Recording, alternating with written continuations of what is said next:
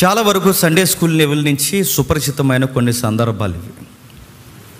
ఎంతో కొంత మనకు పరిచయమైన సందర్భాలు భక్తుల జీవిత గాథల్లో, అనేకమైన పుస్తకాల పరంపరలో అనేక మంది లిఖించే గాథలు.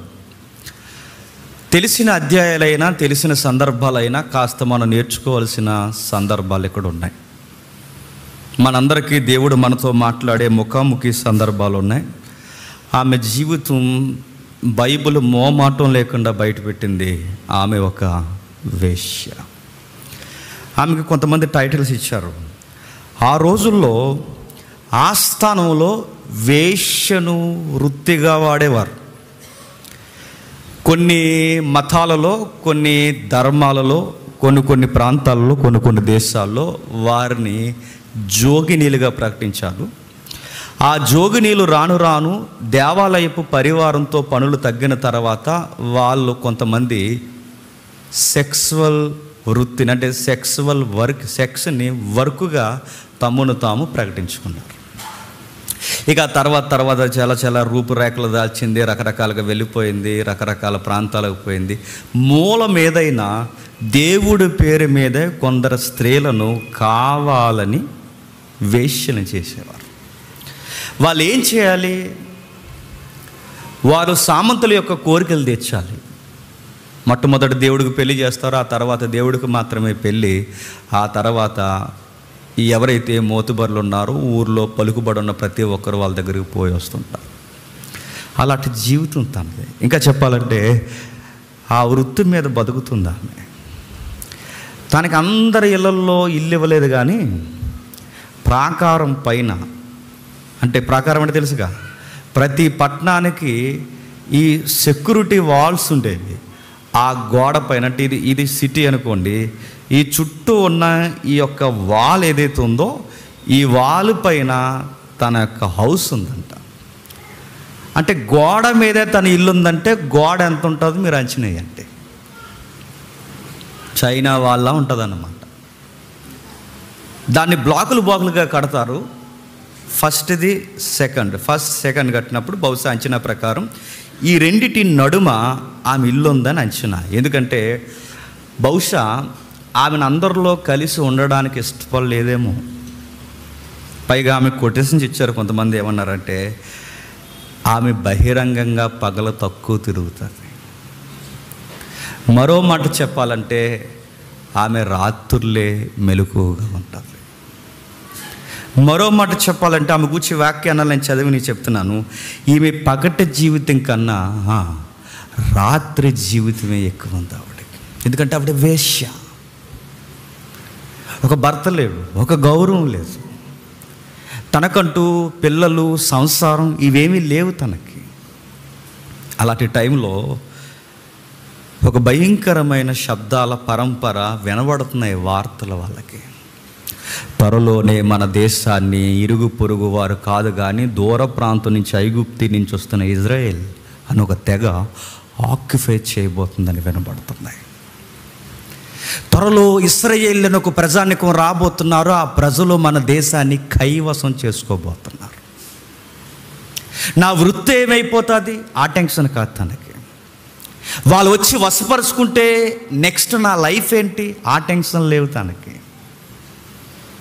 తన లైఫ్ అలా నడిచిపోతుంది. ఇది తప్పు, ఒప్పు, ఇది మంచిది కాదు, ఇది చెడు, ఇది రైట్, రాంగ్ అని చెప్పే ఒక వ్యూ తన ముందు లేదు. కానాను తెగలు చాలా భయంకరమైన తెగలు. నేను చాలాసార్లు చెప్పాను, కానాను తెగలు చాలా భయంకరమైన తెగలు. ఆ కానాను దేశం రికార్డెడ్గా మాట్లాడుకుంటే ఆ దేశం కూడా కానానుకు చెందినది, కానాను తెగలకు చెందినది కాదు. అది ఎప్పుడో భూమిలో అడుగులు పెట్టకముందే, అక్కడ ఇంకా తెగలు లేకముందే అబ్రహాముకి దేవుడు వాగ్దానం చేశాడు. రికార్డెడ్గా భూమి ఎవరిదంటే అబ్రహాముది. ఇది అబ్రహాం నీకు చెబుతున్నాను, 400 ఫిగర్ గుర్తుపెట్టుకో, 400 సంవత్సరాల తర్వాత ఇదే గడ్డ మీదకి నీ పిల్లలను తీసుకొస్తాను. అప్పటి వరకు నీ పిల్లలు ఒకరి దగ్గర ఊడిగం చేస్తారు. వాళ్ళెవరో కాదు, ఐగుప్తి. వాళ్ళ దగ్గర ఎందుకు ఊడిగం చేస్తారంటే అక్కడ అబ్రహాంకి అంత ఎక్స్ప్లెనేషన్ ఇవ్వలేదు, కానీ వీళ్ళకి కొన్ని గుణపాఠాలు నేర్పించాలి. ఎందుకంటే వీళ్ళ కళ్ళు తినేసి ఇక్కడ ఉండవు, నెత్తి మీదకి పోతాయి. నువ్వు వెళ్ళిపోతావు, యెహోషువ వస్తాడు. యెహోషువ ఈ ప్రాంతాలు ఈ పరంపర జరుగుతున్నప్పుడు అప్పటికే వీళ్ళు జరిగించాల్సిన ఈ యెహోషువ నీ నాయకత్వానికి ముందే గుర్తుపెట్టుకో, వీళ్ళకి చాలా విషయాలు అంటే క్షమించండి, నువ్వు వెళ్ళిపోతావు, నీ కొడుకు వస్తాడు, నీ కొడుకు వెళ్ళిపోతాడు, నీ మనవడు వస్తాడు, నీ మనవడు వెళ్ళిపోతాడు, ఆ తర్వాత 12 మంది కొడుకులు వస్తారు. వీళ్ళ జనాంగం అభివృద్ధి పొందుతారు, వీళ్ళ కళ్ళు నెత్తికెక్కుతాయి, వీళ్ళ ఐగుప్తిలో బానిసలైపోతారు. తర్వాత ఒక నాయకుడిని పుట్టిస్తాను, ఆ నాయకుడి ద్వారా నడిపిస్తాను, ఆ నాయకుడు వెళ్ళిపోతాడు. మరలా ఆ నాయకుడికి నమ్మిన బంటు, నమ్మకమైన ప్రియ కుమారుడు లాంటి వాడు యెహోషువ ఉంటాడు. ఆ టైంలో మళ్ళీ ఇక్కడికి వస్తారు. అప్పటి వరకు వీళ్ళని రాసేస్తానట కిందే సత్య.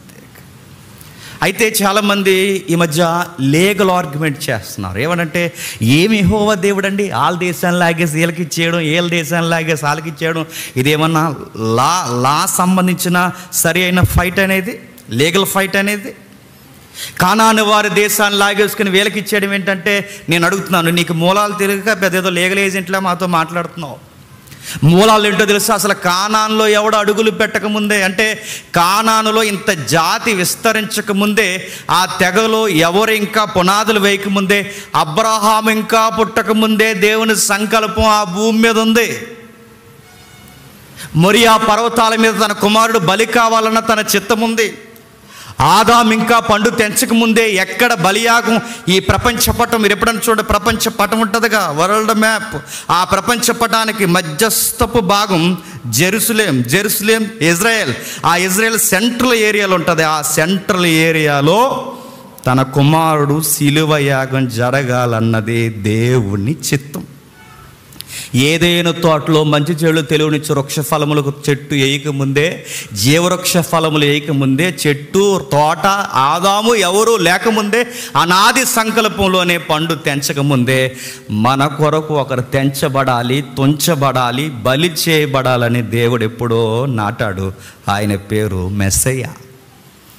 ఇదంతా ఒక ఇంటర్నల్ లింక్, ఇది ఒక ఇంటర్నల్ డాక్యుమెంట్లా ఒకదానికొకటి అవినాభావ సంబంధం ఉంది. ఈ విషయాన్ని మనం చదువుతున్నాం. ఇక్కడ చరిత్ర మనకు అర్థం కావాలంటే కొంచెం మళ్ళీ వెనక్కి వెళ్ళాలి. ఈవిడెవరు? కానాను ఏరియాకి చెందింది. ఎవరు? కానాను ఏరియా. కానాను ఏరియా అంటే, కానాను అనగానే బైబిల్ చదివితే మీకు అట్నే స్ట్రైక్ అవ్వాలి. కానాను అంటే ఎవడో ఉన్నాడు. కానాను అంటే ఎవడున్నాడు? నావోహు కొడుకులు ఉన్నారు, గుర్తుందిగా. నావోహుకి సేము, హాము, యాపెతు. సేము, హాము, యాపెతు అంటే ప్రపంచానికి ఏ జనాంగం రావాలన్నా అక్కడి నుంచే రావాలి. ఎక్కడి నుండి? నావోహు కుటుంబం నుంచి రావాలి. సేమ్, హాము, యాపెతు. మధ్యలో ఉన్నాడుగా, ఎవడాడు? హాము. హాము ఎవడెత్తున్నాడు? సేమ్, హామ్. ఈ ఆముకు పుట్టినోడే మరో కొడుకు కానాను. ఎవడు? కానాను. ఆ కానానుకు పుట్టిన వారే కొడుకులు కానానీయులు. ఆ కానానీయుల తెగలో నుంచి వచ్చినదే చెప్పండి, రాహాబును వేశ్య. మరి వీళ్ళకి యెహోవా తెలియలే కదంటే ఎట్లా తెలుస్తారు? యెహోవా తెలిసే అవకాశం లేదు వీళ్ళకి. ఎందుకంటే వీళ్ళ కళ్ళు నెత్తికెక్కే ఆ నిమ్రోద్ గారి టైంలో వీళ్ళందరూ కలిసి అక్కడ నిలబడి వీళ్ళు ప్రకటించారట, ఏమని? మనం ఎక్కడికి చెదిరిపోకుండా పేరు సంపాదించుకుందాము రండి అని ఒక టవర్ కట్టారు. టవర్ తెలుసుగా, ఎక్కడే చెప్పాను మీకు. ఒక పెద్ద టవర్ కట్టారు. ఆ టవర్ని దేవుడు పడగొట్టాడు. ఆ టవర్ని ఎప్పుడైతే పడగొట్టాడో భాషలు ఎప్పుడు మారిపోయాయి? ప్రజలు చెదిరిపోయారు. ప్రజలు ఎలా చెదిరిపోతారు? ప్రజలు ఎక్కడికైనా చెదిరిపోవాలంటే నీటి అద్దడి, నీటి మడుగులు, నీటి పారుదల, సారవంతమైన నేల ఎక్కడుంటే అక్కడ చెదిరిపోతారు. అందుకే మీరు బైబిల్లో ఆదికాండం 10వ అధ్యాయం చదివితే సముద్ర మట్టాల గుండా చెదిరిపోయారట, నదీ ప్రాంతాల గుండా చెదిరిపోయారట, కొండ ప్రాంతాల గుండా చెదిరిపోయారట. ఎందుకట? ఆ ప్రాంతాలకైతేనే మనుషులకి చెప్పండి మనుగడ ఉంటుందంట. ఇది హిస్టరీ కూడా చెప్తుంది. రాజమండ్రి ఎక్కడే ఎందుకు బాగా డెవలప్ అయింది? గోదావరి ఉంది కనుక. నా మాట అర్థమవుతుందా? మీరు ఎక్కడ నీటిపారుదల ఉంటే అక్కడ డెవలప్మెంట్ ఉంటుంది. మీరు చూడండి, ఎక్కడ నీటిపారుదల ఉండదో అక్కడ డెవలప్మెంట్ తక్కువ ఉంటుంది. మీకు ఏదో ఒక జీవనది ఉండాలి, మురుక్కలమైనా పారాలి, అక్కడ ఏదో ఒకటి పారాలి, ఏదో ఒకటి ఉంటేనే, ఏదో ఒక నది ఉంటేనే ఎంతో కొంత అభివృద్ధి ఉంటుంది. అందుకే ప్రాంత ప్రజలు నావోహు తర్వాత చెదిరిపోయారు. నావోహు కుటుంబానికి, సేముకి, హాముకి, ఆ తర్వాత మనకి ఎవరు? ఆ సంతానంలో వచ్చిన వాడే అబ్రహాము గారు ఒక సంతానం వస్తారు. అబ్రహాము వరకు సొసైటీ ఎలా ఉందంటే, రెఫరెన్స్గా నావోహు వెళ్ళిపోయిన తర్వాత నావో కొడుకులు కూడా తర్వాత కుదురులేని పనులు చేశారు మనకు తెలుసు. ఆ చిన్నోడు పెద్దోడు కలిసి వాళ్ళ నాన్న చూడడం, తర్వాత ఎక్స్ట్రీమ్, ఆ తర్వాత అవి శాపాలు, ఆ తర్వాత వీళ్ళు చెదిరిపోవడం, ఆ తర్వాత ఆ ఏరియా ఆ ప్రాంతంలో జనరేషన్ అంతా ఎలా ఉందంటే విగ్రహారాధకులు అయిపోయారు. విగ్రహాలు అంటే దేవుడినే నమ్ముతారు, కాకపోతే ఆ దేవుడు ఎలాగుంటాడంటే చెట్లాగా ఉంటాడని నమ్ముతారు అంతే. దేవుడినే నమ్ముతారు, పొట్టలాగా ఉంటాడు. దేవుడినే నమ్ముతారు, సూర్యుడిలా ఉంటాడు. దేవుడు ఎలా ఉంటాడంటే సూర్యుడు దేవుడు, పుట్ట దేవుడు, కొండ దేవుడు. అలా దేవుణ్ణి మొక్కుతున్నారు. అబ్రహాం గారి ఫ్యామిలీ మొత్తం ఇలా విగ్రహాలు మొక్కుతుంది. అలాంటి టైంలో దేవుడు అబ్రహాంని ఎంపిక చేసుకున్నాడు. ఆ అబ్రహాంని ఎంపిక చేసుకుని అక్కడి నుంచి వాగ్దానాలు ఇచ్చాడంటే ఈ అబ్రహాం సైడ్ నుంచి మనకి కాస్తంత భక్తి కనబడుతుంది, కానీ అబ్రహాంకు కాకుండా ఏరే తెగలు విడిపోయాయి. ఈ తెగలలో భక్తి లేదు. దేవుడంటే భయం ఉంది, కానీ ఆ సత్యదేవుడు నిజదేవుడు ఎవరో వాళ్ళకి తెలియదు. దేవుడేంటో సరిగ్గా తెలియకపోతే మనుషులు బతుకులు నిర్ణయాలు ఎలా ఉంటాయి చెప్పండి? రాడికల్గా ఉంటాయి. ఎలా ఉంటాయో ఒక ఉదాహరణ చెప్తాను. చాలామంది లీగల్ ఫైట్ చేస్తున్నారు కదండి. వాళ్ళ భూములు లాక్కుని వీళ్ళకి ఎందుకు ఇచ్చేసాడంటే కొంచెం వినండి, ఎందుకంటే మంచి అవుట్లైన్స్ విందాం. ఎందుకు దేవుడు వాళ్ళకి మొట్టికాయల మీద మొట్టికాయలు వేసి లాగేస్తానన్నాడంటే ఆ భూభాగానికి గొప్ప పేరుంది, అది సారవంతమైన నేల. సారవంతమైన నేలలో కానాను తెగలు ఏం చేస్తున్నారండి? ఈ మాట నేను అనకూడదు, ఏం చేస్తున్నారు తెలుసా? స్త్రీలతో స్త్రీలు, పురుషులతో పురుషులు, ఇంకా ఎక్స్ట్రీమేట్ తెలుసా, జంతువులతో కూడా పోతున్నారు. అందుకే కొన్ని ఆజ్ఞలు కనబడితే మోసే లా రాసినప్పుడు 5 పుస్తకాలు రాసినప్పుడు కొన్ని మాటలు రాస్తాడు. ఎవరైనాను దిగంబరత్వంతో జంతువు ఎదుట నిలబడకూడదు, జాగ్రత్త. కానాన్లోకి వెళ్ళినప్పుడు ఆ పనులు చేయకండి, ఎందుకంటే ఆల్రెడీ అక్కడ కల్చర్ నడుస్తుంది. స్త్రీలతో స్త్రీలు, పురుషులతో పురుషులు. ఇంకా చెప్తాడు పచ్చబొట్లు, సోదె, చెత్త, చెదారం, చచ్చిపోయిన వాళ్ళు పేర్లు పెట్టి పిలవడం, సునీల్ అలాంటి పిలవకూడదు. ఆ రోజుల్లో వద్దన్నాడు. అక్కడ ఉంటుంది చూడండి లేవికాండం అంతా.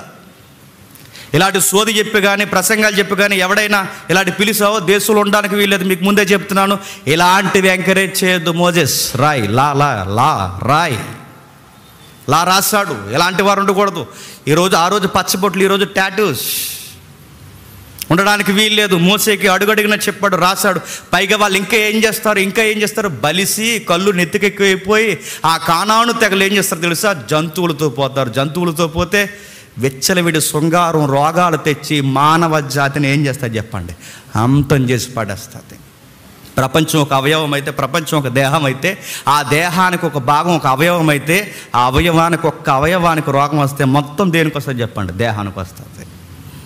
అలాంటి టైంలో దేవుడు వాళ్ళని చాలా పనిష్మెంట్, చాలా పాఠాలు నేర్పించాలనుకోండి. విన్నా చెప్పరు, వాళ్ళు వినినా మారరు. అలా టైంలో దేవుడు కట్ చేయాలనుకోండి. ఎలా కట్ చేస్తాడు? ఆకాశం నుంచి చెయ్యలాగా వచ్చి కానాని వారిని అందరిని అలా తీసుకెళ్ళి నరకంలో అలా వేసేద్ది అనుకుంటున్నారా? అది 3D ఎఫెక్ట్. అది అలా వేసేద్దా? అలా ఏడు ఇశ్రాయేలును లేపాడు, రండి మీ ద్వారా కానాను వారికి బుద్ధి చెప్తాను, మీ ద్వారా వీళ్ళని పీకేస్తాను. దేవుడు ఎప్పుడు ఎవరో ఒకరిని లేపుతాడు, వాడి ద్వారా వీడిని గుణపరుస్తాడు. వీడిని గుణపరుస్తున్న టైంలో ఈడు ఎక్స్ట్రాలు చేస్తే ఇంకొకరిని లేపి వీడికి మొట్టికాయలు వేస్తాడు. మాట అర్థమవుతుందో లేదో? ఎవడో ఒకటి ఈ సిస్టమ్ ఉపయోగిస్తాడు ఆయన. అలాగే ఈ కానాను తెగలకు ఇశ్రాయేలు ద్వారా పాఠం చెప్పాలనుకోండి. ఇంకా వాళ్ళు ఏం చేస్తారు? మీరు ఇంటికి వెళ్ళిన తర్వాత చదవండి, మనకు టైం తక్కువ ఉంది. ఇంకా వాళ్ళు ఏం చేస్తారంటే పసిపిల్లను అగ్నిగుండాలు దాటిస్తారు. పసిపిల్లని అగ్నిగుండాలు దాటించడం అంటే, అగ్నిగుండాలు అంటే మన ఇండియన్ టెర్మినాలజీలో నిప్పుల మీద నడుస్తారు, అది కాదు. అగ్నిగుండాలు దాటించడం అంటే పుట్టిన బిడ్డని, నెలల బిడ్డని అలా తీసుకెళ్ళి అక్కడ ఒక దేవుడు ఉంటాడు, విచిత్రమైన దేవుడు. ఎక్కడి నుంచి దూడ, ఎక్కడి నుంచి ఎద్దు. ఈ ఎద్దు ముఖం ఎలా ముందుకుంటుంది అనమాట. ఎక్కడి నుంచి కిందకి మనిషి ఉంటాడు, అదో దేవుడు కానానులకి. ఆ దేవుడు ఎలా ఉంటాడు? ఆడు ఎలా కూర్చుని ఉంటాడు. ఆ దేవుడిని ఆడిని రాగితో చేస్తారు. రాగి ఆడు ఇలా పెద్ద బొమ్మ అనమాట. ఇప్పుడు ఇల్లు ఎంత ఉందో ఇంచులో సకానికి అంత పెద్ద బొమ్మ ఉంటుంది. ఇంత పెద్ద బొమ్మ అలా పైన కూర్చుని అంత ఎద్దు ముఖం ఇలా వేసుకుని ఆడు అలా కూర్చుని ఉంటాడు ఇలా దేవుడు. అక్కడ పూజారులు ఉంటారు, కానాను పూజారులు. వీళ్ళందరూ మాల తాళాలు, మేళ తాళాలు అన్నీ చేస్తారు, రకరకాల తైతెక్కలన్నీ ఆడతారు. ఈ లోపల వాళ్ళకి పంటలు బాగా పండాలి, ఈ లోపల వాళ్ళకి కడుపులు బాగా నిండాలి, వాళ్ళకి సమృద్ధి రావాలి. ఇలా టైంలో అన్నీ రావాలంటే దేవతని శాంతింపు చేయాలి. ఎవరు దేవత? ఆ కూర్చున్నాడు దూడదేవుడు, ఆడే. ఆడిని శాంతింపజేయాలి. శాంతింపజేయాలంటే ఏం చేయాలి? మన తొలుసూలు సంతానమైన పిల్లల్ని అగ్నిగుండం అంటే తీసుకెళ్ళి అగ్నిలో దేవుడికి ఆరతి ఇచ్చేయాలి. లోపల ఈ ఖాళీ ప్రదేశం ఉంటుంది ఈ దేవుడికి, లోపలంతా వెనకాల ఖాళీ ప్రదేశం చేస్తారు, ఆ దేవుడిని ఎండుతో చేస్తారు, లోపల నిప్పులు వేస్తారు. మనకి ఇటుకలు బట్టిలో నిప్పులు పెడతారు చూడు, ఎర్రగా నిప్పులు బట్టి అంత ఎర్రగా అంత ఉష్ణోగ్రత లోపల వెలిగిస్తారు. నిప్పులు వేసి బాగా వెలిగించిన తర్వాత రాక్కుండే గుణం త్వరగా వేడెక్కిపోద్ది. ఆ వేడెక్కిన వేడిగా ఎర్రగా అయిపోయిన రాగి విగ్రహం మీద ఆ చేతులు ఇలా సాచి కూర్చుంటుందిగా, ఆ చేతుల్లో ఈ బిడ్డను పట్టుకెళ్ళి అలా పెట్టేస్తారు. గుప్పును బూడిదైపోయి రాలిపోతుంది. అది చూపిస్తున్నాడు చూడండి, గుప్పున బూడిదైపోయి ఒకేసారి రాలిపోతుంది. ఇలాంటి పిచ్చి పనులన్నీ చేస్తున్నారండి ఎవరు? కానాను వారు. ఇలాంటి వాళ్ళని తీసేయాలంటారా ఉంచాలంటారా చెప్పండి? తీసేయాలి. పైగా ఈ భూభాగం పేరెవరిది? అబ్రహాంకి ఇచ్చాడు. ఈ లోపల వీళ్ళు ఉన్నవారు కుదురుగా ఉండాలిగా. వీళ్ళంతా ఏం చేస్తున్నారు? జంతువులతో పోతున్నారు, స్త్రీలతో స్త్రీలు పోతున్నారు, పురుషులతో పురుషులు పోతున్నారు, రకరకాల పనులు చేస్తున్నారు. మానవ అభివృద్ధికి కారణమైన శిశువుల్ని ఇలా మూఢనమ్మకాల పేర్లతో చంపేస్తున్నారు. అలా టైంలో దేవుడు కానాను భవిష్యత్తుని తీసేయడానికి, కానాన్ని ఇక కానాను తెగలు సూర్యుని కింద ఉండకూడదు. ఎందుకంటే ప్రమాదం సొసైటీకి వీళ్ళు. ఇలాంటి వారిక ఈ భూమి కింద ఈ సూర్యుని కింద ఈ భూమిపై ఉండకుండా వీరిని తీసేయడానికి ఇశ్రాయేలీలను ఒక తెగని దేవుడు ఎంపిక చేసి, రండి మీ ద్వారా వాళ్ళ గుణపాఠం చెప్తానని తీసుకుని బయటకు వచ్చాడు. అలా వస్తున్నప్పుడు ఈ సంతానాన్ని గురించి చదువుతున్నాం. ఈవిడి పేరు కూడా కానాను స్త్రీయే. అంటే ఈ కానాను వారు ఎవరు మంచోళ్ళు కాదు, వీళ్ళు అలాంటి విగ్రహాలను ఆరాధిస్తారు. పైగా విగ్రహారాధికురాలు, పైగా ఈమె ఈ తెగకు చెందిన స్త్రీ. రెండవది కానాను తెగ, విగ్రహారాధికురాలు, అన్యురాలు, విగ్రహారాధికురాలు. మూడవది ఆ టైంలో ఆ స్త్రీని ఆట బొమ్మగా చూసే చెప్పండి ఒక తెగకి చెందిన కాలం. ఇలాంటి టైంలో ఆ ఏరియాలో ఇప్పుడు జరుగుతున్న పరిస్థితులు మనం చదువుతున్నాం. ఇప్పుడు 2వ అధ్యాయం. నూను కుమారుడైన యెహోషువ ఏగులు వారిని 2 మనుషులను పిలిపించి, మీరు పోయి నూను కుమారుడైన యెహోషువ. నూను గారికి ముందు నాయకుడు ఎవరండి? మోసే. ఎవరు? నూను కుమారుడు. అంటే యెహోషువకు ముందు నాయకుడు ఎవరు? మోసే నాయకత్వంలో ఒక అనుభవం ఉంది. ఎవరికి? యెహోషువకి. ఏ అనుభవం ఉంది? ఏ దేశం మీదుగా మనం పోతున్నప్పుడు, ఏ దేశం మీదుగా మనం వెళుతున్నప్పుడు ఆ దేశం యొక్క బలము బలహీనతలు ఏంటో మనం తెలుసుకోవాలని ఈ ఎక్స్పీరియన్స్ ముందు చేసింది ఎవరండి? మోసే గారు. ఆ ఎక్స్పీరియన్స్ గుర్తుంది కనుకే సేమ్ ఇంప్లిమెంట్ చేస్తున్నాడు ఎవరు? యెహోషువ గారు. అంటే గతంలో గురువు గారు ఏ దేశం మీదకి వెళ్ళినా అలాగే ఆ వాకప్ చేసేవాడు. అప్పుడు 12 మందిని పంపించాడు, గుర్తుంది కదా. 12 గోత్రాల నుంచి 12 మందిని ఎంపిక చేసి 12 మంది కర్తలను బయటికి లాగి వెళ్ళి ఆ దేశంలో బలాలేంటో బలహీనతలు ఏంటో, పంట ఏంటో, దిగుబడి ఏంటో, ఎగుబడి ఏంటో మొత్తం చూసిరండి అని పంపించాడు. ఇప్పుడు అదే మెథడు యెహోషువ ఉపయోగిస్తున్నాడు. ఎందుకు ఈ పాయింట్ నేను నొక్కుతున్నానంటే, ఈ రోజుకి ఇజ్రాయేల్ మొసాద్ అని ఒక టీంకి ఈ సిస్టమ్ ఉపయోగిస్తుంది. తెలుసా? వార్తలు చూస్తున్నారా? నిన్న మొన్న ఒకరిని లేపేశారు, చూసారా? ఈ మొసాద్ అనే టీం ఉంటుందండి. ఆ లేపేశారని అందరికి అర్థమవుద్ది కానీ ఎవిడెన్స్ ఉండదండి. ప్రపంచంలో అత్యధికమైన సీక్రెట్ ఏజెన్సీ ఏదన్నా ఉంది అంటే అమెరికా పేరు చెప్తారు, సిఐఐ. దానికి అమ్మమ్మ లాంటిది ఎవరో తెలుసా? Mossad team. ఆ టీము ఎక్కడి నుంచి, వీళ్ళ బీజాలు ఎక్కడవంటే మొన్న పుట్టిందని అంటారు. కాదు, వీళ్ళ బీజాలు ఎక్కడవో తెలుసా? మోజెస్. వాళ్ళ తండ్ర వాళ్ళ ఆపరేషన్కి బోర్డు పెడతారు, తండ్ర ఆపరేషన్ అని ఒకటి ఉంటుంది. మరొక ఆపరేషన్ పెడితే మోజెస్ ఆపరేషన్ మోజెస్ అని ఒకటి ఉంటుంది. Operation Moses, operation Joshua, operation thunder bolt అంటారు. అంటే ఈ మోసాద్ అనే ఈ టీం వర్క్ ఈ రోజు కొత్తగా వచ్చింది కాదు, ఆ రోజు విచిత్రంగా ఉంటాయండి వాళ్ళ టీం వర్క్లు.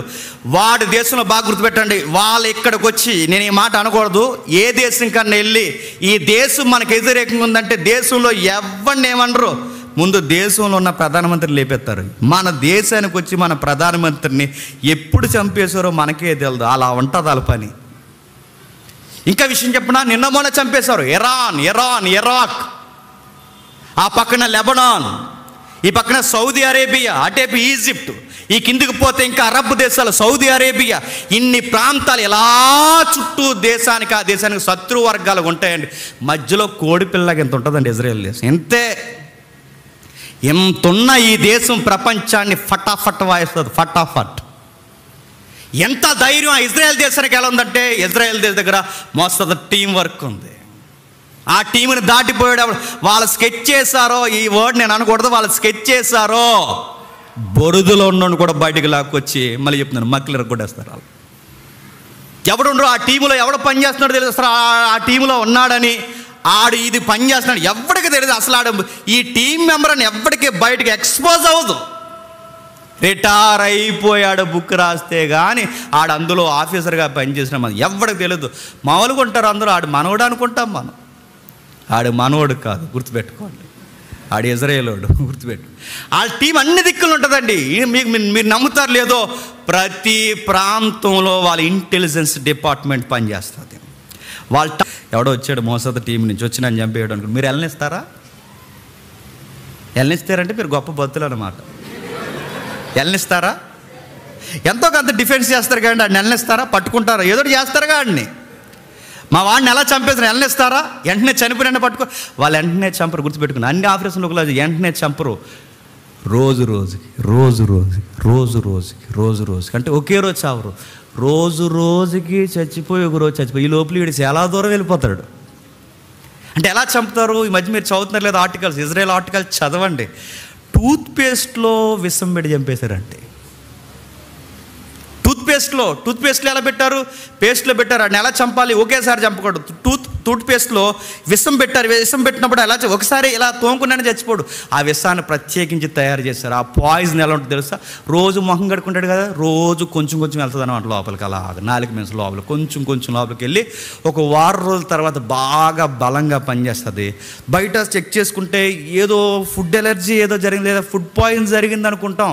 కానీ లోపల డాక్టర్లు ఈ జర్మనీ డాక్టర్లు అందరికీ చూపిస్తే ఏదో జరిగింది, ఆహారం పడలేదు అనుకుంటున్నారు. కానీ వాడు రోజు రోజుకి రక్తపు వాంతులు అవుతున్నాయి. లోపల గుండెలో ప్రవేశించాల్సిన రక్తం గుండె బయటికి వెలువరించడం జరిగింది. తలూడిపోయింది. వాడు పెద్ద తీవ్రవాదులకే నాయకుడు. వాడికి పేస్ట్ పెట్టి చివరికి 10 రోజుల 20 రోజుల వ్యవధిలో వాడిని చంపేశారు. అందరికి అర్థం కాదు ఏంటి చెప్పిన, వీడు ఎలా చచ్చిపోయి ఈ రోజుకి కూడా తెలియదు. ఈ రోజుకి డౌట్ ఏంటి చెప్పిన, ఇప్పటికీ పక్కాగా ఆ టీం చంపిందని చెప్పలేరు. నిన్న మొన్న ఇరాక్ అధినేతని ఆమస్ అధినేతలు ఉన్నారుగా, వాళ్ళని చంపేస్తారు. హెలికాప్టర్ మీద వెళ్తున్నాడు, మొన్నే చంపేశారు ఒకడిని. వాళ్ళు చంపారని తెలుసు కానీ ఎవిడెన్స్ ఉండదు. అలా వెళ్తారు ఏగులు వారు, గుర్తుపెట్టుకోండి. అలాంటి వారిని ఇద్దరిని పంపాడట. ఎవరిని? యెహోషువ ఇద్దరిని. ఆ ఇద్దరు పేర్లు అక్కడ లేవు. పేర్లు రాయలేదు, కావాలనే రాయలేదు. ఇప్పుడు ఉండవు పేర్లు చెప్పండి, అప్పుడు ఉండవు పేర్లు. అందులో ఎవడు పని చేస్తున్నాడు ఎప్పటికీ ఉండవు. వాళ్ళ పేర్లు రాయలేదు. చూడండి, కిందకి చదవండి ఒకసారి. మీరు పోయి ఆ దేశమును ముఖ్యముగా ఎరుకొని చూడని వారితో చెప్పి వారు వెళ్ళి రాహాబునకు వేశ్య వెంట చేరి. బావని ఎంత ధైర్యం ఉండాలండి! పరుగు దేశంలోకి వెళ్ళి అక్కడ ఏం జరుగుతుందో చూసి రావాలంటే ఎంత ధైర్యం ఉండాలండి! ఎంత ధైర్యం ఉంటే, ఎంత ఫైట్ చేసే గుణం ఉంటే. అందుకే వీళ్ళని 40 సంవత్సరాలు దేవుడు ఎందుకు నడిపించాడు చెప్పినా, నడిసి చెప్పండి, ఆరుతేరిపోయి బలమైన రాడ్లాగా తయారవ్వాలనే చెప్పండి. 40 సంవత్సరాలు నడిపింది. ఎందుకంటే ఇలా కత్తులు తిప్పడం రాదు, సుత్తులు తిప్పడం రాదు. వచ్చేళ్ళకి వీళ్ళకి ఏమీ రాదు. వీళ్ళకి ఏమని వచ్చంటే 4 ఇటుకలు చేసాం, 10 ఇటుకలు చేసాం, సాయంత్రానికి ఏం కూర ఉండేవంటే ఉల్లిపాయ ఎగిరని చెప్పేవారు ఇంటికాడ, ఎక్కడ ఐగుప్తిలో. వీళ్ళకి ఏమి రాదు. ఇప్పుడు సడన్గా వెళ్ళిన వెంటనే ఇప్పుడు కానాను భూభాగంలోకి వెళ్ళిపోతే అవతల నుంచి ఆ ఎరుకోక రాజు కత్తేసుకొచ్చేస్తాడు. ఇప్పుడు ఆడితో ఫైట్ చేయగలరా? అందుకే 40 సంవత్సరాలు కావాలని యుద్ధ నైపుణ్యం లేని వీళ్ళకి యుద్ధ నైపుణ్యాలు ఏంటో నేర్పించడానికి అన్ని దేశాలని టచ్ చేసి తీసుకెళ్ళాడు. నిజానికి 40 రోజుల్లో వెళ్ళిపోయే టూర్ని ఎన్ని సంవత్సరాలు నడిపించాడు చెప్పండి? 40 రోజులు కాదు, 40 సంవత్సరాలు నడిపించాడు. ఎందుకంటే వాళ్ళకి యుద్ధ నైపుణ్యం తెలియాలి. రేపొద్దున ఆ ఏరియాలో ఉండాలి అంటే చుట్టూ గెద్దల్లాగా ఉంటాయి దేశాలు. గెద్దలు ఇప్పుడు చూడండి, చిన్న కోడిపిల్ల ఉంటుంది ఇజ్రాయెల్ దేశం. అలాంటి దేశంలో మీరు బతకాలి అంటే చుట్టూ మీకు ఎంత ఫైట్ చేయాలి. అందుకే వాళ్ళు చాలా ధైర్యంగా వెళ్తున్నారు. ఇద్దరు వెళ్ళారు. ఆ ఇద్దరు వెళ్ళిన వారి పేర్లు బయటకు రాలేదు. ఎప్పుడు గుర్తుపెట్టుకోండి, పని ఇంపార్టెంటా పేరు ఇంపార్టెంటా చెప్పండి? పని ఇంపార్టెంట్. మనకేంటి చెప్పండి? పేరు ఇంపార్టెంట్. మనం ఏదన్నా పని చేసామనుకోండి, ఆ పనికి 70 సార్లు నేనే నేనే చేశాను, అది చేసింది నేను లేక కానీ, నేను ఉండక కానీ ఇన్ని బిల్డప్ కబుర్లు, సోదు కబుర్లు అండి అన్నీ. ఏదన్నా పేరు పేరు పేరు పని ముఖ్యం, పేరు కాదు. పని బాగా చేసేవాడు పేరు చెప్పడు, బాగా ఉన్నాడు. పేరు చెప్పేవాడు పని చేయడు, ఇదే గుర్తు. పని చేసేవాడు పేరు కోరడు, పేరు చెప్పేవాడు పని చేయడు. వీళ్ళ పేరు కోరే మనుషులు కాదు, పని జరగాలి. పేరు బయటికి రాలేదు, దేవుడు కూడా చెప్పడానికి ఇష్టపడలేదు. అతని పేరుని, వాళ్ళిద్దరి పేర్లు ఎక్కడా బయట చెప్పలేదు. వాళ్ళ ప్రముఖులు ఎంత ఇంపార్టెంట్ వర్క్ అండి. ఏమన్నా ఇన్ఫర్మేషన్ తేడాగా తెస్తే దేశమే కాదు మొత్తం ఇజ్రాయేల్ తెగేమవుద్ది, భూమి కింద లేకుండా ఎగిరిపోద్ది. అలాంటి ఇంపార్టెంట్ వర్క్కి వీళ్ళు వెళ్ళారంటే ఎంత బాగా, ఎంత ఖచ్చితత్వంతో చేశారు. అలాంటి పేర్లు దేవుడు రాశాడా? రాయలేదు. వెళ్ళారు, కావాల్సిన పనిని అవగొట్టుకుని వచ్చారు. ఇప్పుడు మరలా రాస్తున్నాడు అదే మొదటి వచనం. ఆ ఇద్దరు మనుషులను పిలిపించి, మీరు పోయి ఆ దేశమును ముఖ్యముగా ఎరుకోను చూడుడని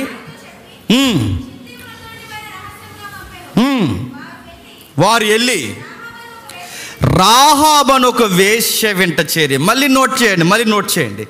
ఇంపార్టెంట్ వర్క్ వెళ్ళిన వారి పేర్లేమో రాయలేదు, కానీ ఈవిడ పేరు మాత్రం రాస్తున్నాడు. ఎవరి పేరండి? పైగా రాహాబని రాస్తే బాగుండు. ఏమని రాస్తున్నాడు చెప్పండి? వేశ్య అని రాస్తున్నాడు. రాహాబని రాసే పేరుకి వేశ్య అని ఎందుకు తగిలించాడు? తన లైఫ్ ఎలా ఉందో సొసైటీలో మనకు చూపించడానికి రాశారు. ఆ టైంలో వాళ్ళ విగ్రహారాధికులు, ఆ టైంలో ఆమెకు గుర్తింపు లేదు, ఆ టైంలో కానాను తెగ చెందిన, ఆ టైంలో ఆమెకు గౌరవమే లేదు. ఆమె పగలంత బహిరంగంగా తిరగలేదు. ఆమె పగలు జీవించేది తక్కువ, రాత్రులు జీవించేది ఎక్కువ. అందుకే ఆ టైంలో తన పేరెందుకు దేవుడు లేపుతున్నాడు తెలుసా? తనకు ఆ పేరుకి అసలు గౌరవమే లేదు. చరిత్రలో దేవుడు తనకి గౌరవం ఇవ్వాలనుకున్నాడు. చరిత్రలో దేవుడు తనకి గౌరవ మర్యాదలు, ఇదిగో ఒక పెద్ద పీట, ఇలా ఒక వేశ్య కొరకు దేవుడు యెహోషువ గ్రంథంలో ఒక అధ్యాయమే రాయించాడంటే నేర్చుకోవలసిన పాఠాలు ఏవో ఉన్నాయి ఆమె జీవితంలో. ఒకటి కాదు, ఒక అధ్యాయంలో కొన్ని వచనాలు రాశాడు.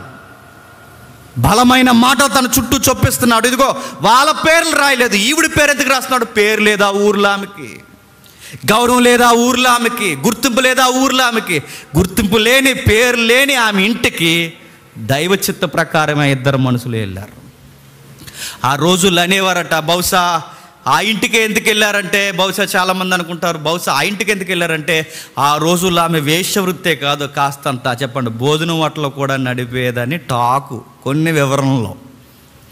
అందుకే ఎక్కడికి వెళ్ళినా డౌట్ వస్తుంది. ఆమె ఇంటికి వెళ్తే ఒకవేళ చూసిన ఏమనుకుంటారు? ఎవరో వచ్చారు, భోజనాలకు వచ్చారు అనుకుంటారు, ఎవరో వచ్చారు ఇంకా విటుడు అనుకుంటారు, ఏదో ఒకటి అనుకుంటారు. ఇలాంటి వ్యూ అనుకుంటారని బహుశా వెళ్ళి ఉంటారు. కానీ ఆల్ ఇంటెలిజెంట్ డిపార్ట్మెంట్ కూడా గట్టిగానే పనిచేస్తుంది. ఎవరిది?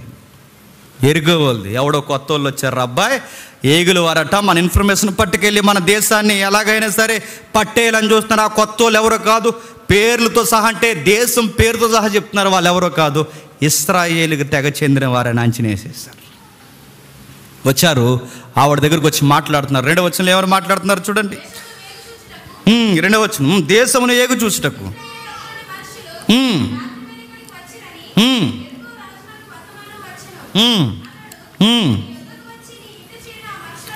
నీ యొద్దకు వచ్చి నీ ఇంట చేరిన ఆ మనుషులను ఎలుపులకు తీసుకొని రమ్ము,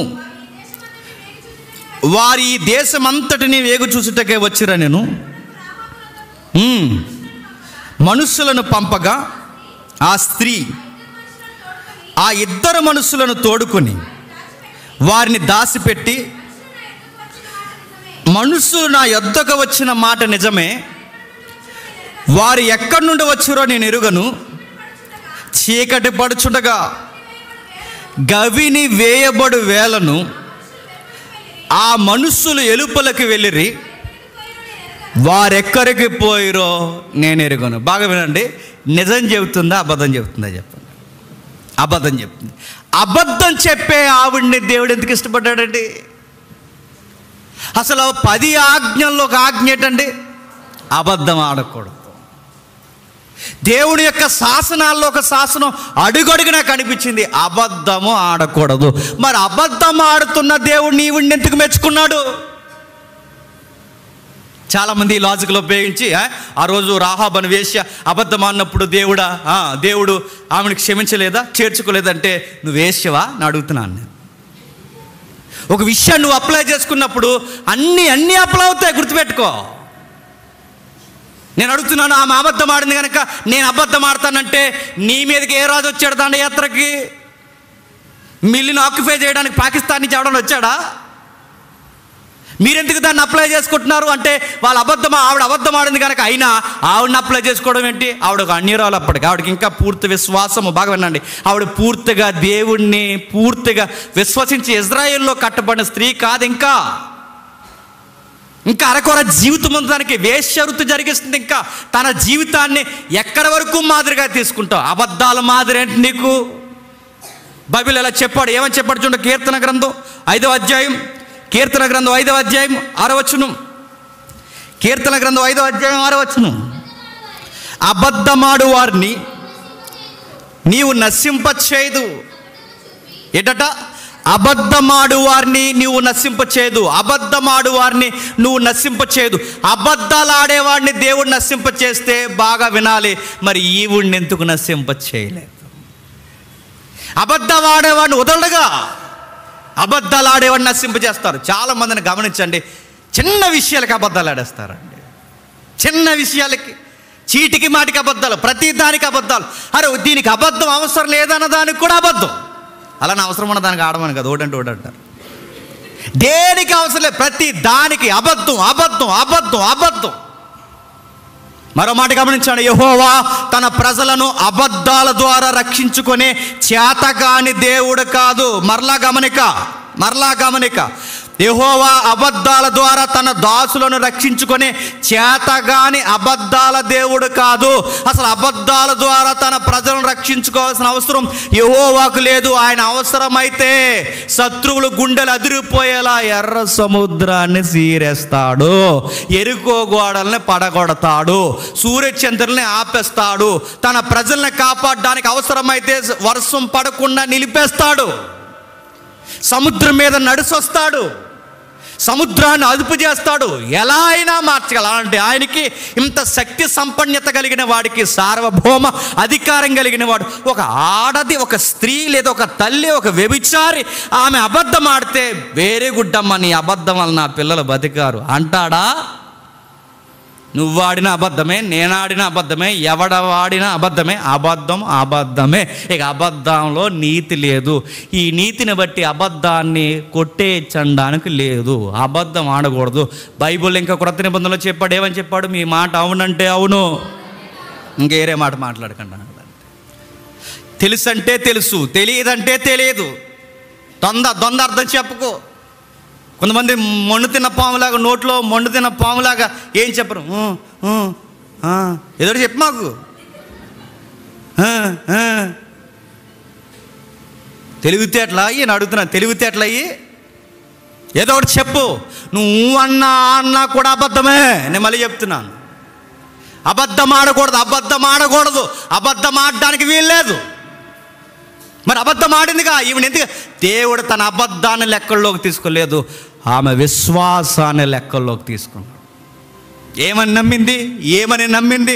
ఆమె మాట్లాడుతున్న మాట చూడండి. 2వ అధ్యాయం 9వ వచనం నుండి, 2వ అధ్యాయం 9వ వచనం నుండి.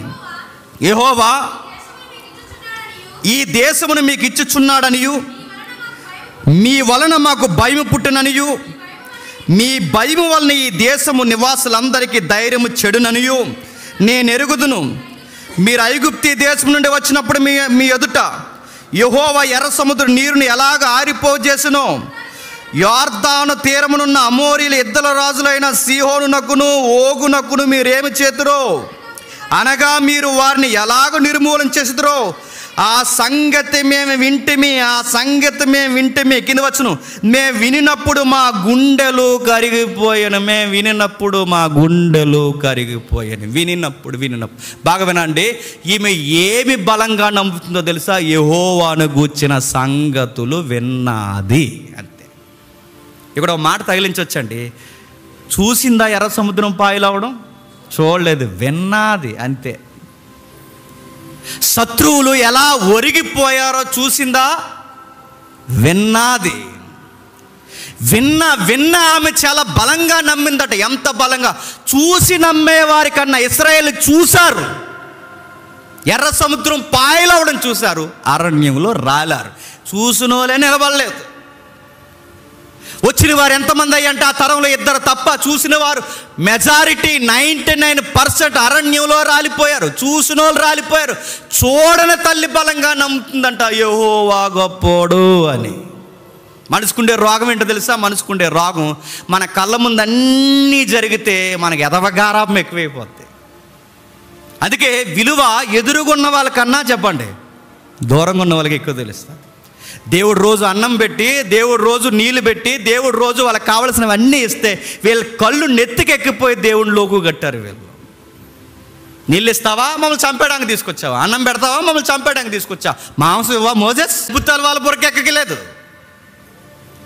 ఎవడైతే ఉన్నాడో ఓగు మాగోగు ఎవడైతే ఉన్నాడో వాళ్ళు ఎలాంటి రాజులంటే క్రూరులు, మనుషులను భయంకరంగా చంపుతారు. అలాంటి యుద్ధ నైపుణ్యం కలిగిన వారిని సిటికేసినట్టు చంపేశారే మీరు.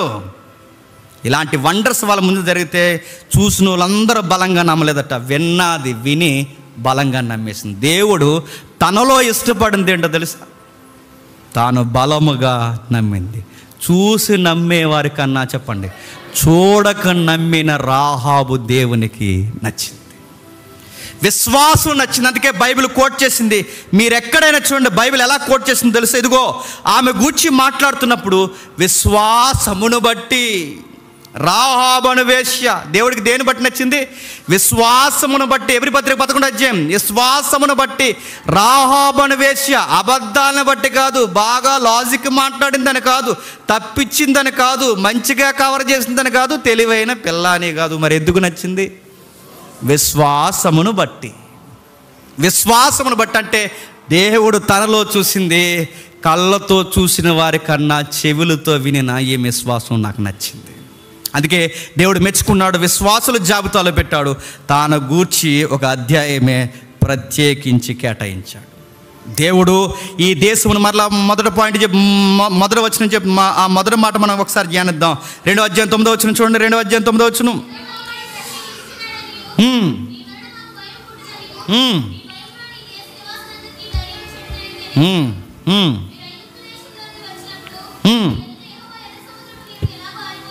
ఈ దేశమును దేవుడు మీకు ఇచ్చేస్తాడని నాకు తెలుసు.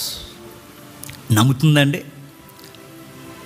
ఇశ్రాయేలీలు పూర్తిగా అందరు నమ్ముతున్నారో లేదో నాకు తెలియదు, కానీ మా దేశాన్ని ఖచ్చితంగా మీకు ఇచ్చేస్తాడని నాకు తెలుసు. నేడో రేపో వస్తాడు ఖచ్చితంగా దేవుడు ఈ దేశాన్ని మీకు ఇచ్చేస్తాడు, నేను బలంగా నమ్ముతున్నాను.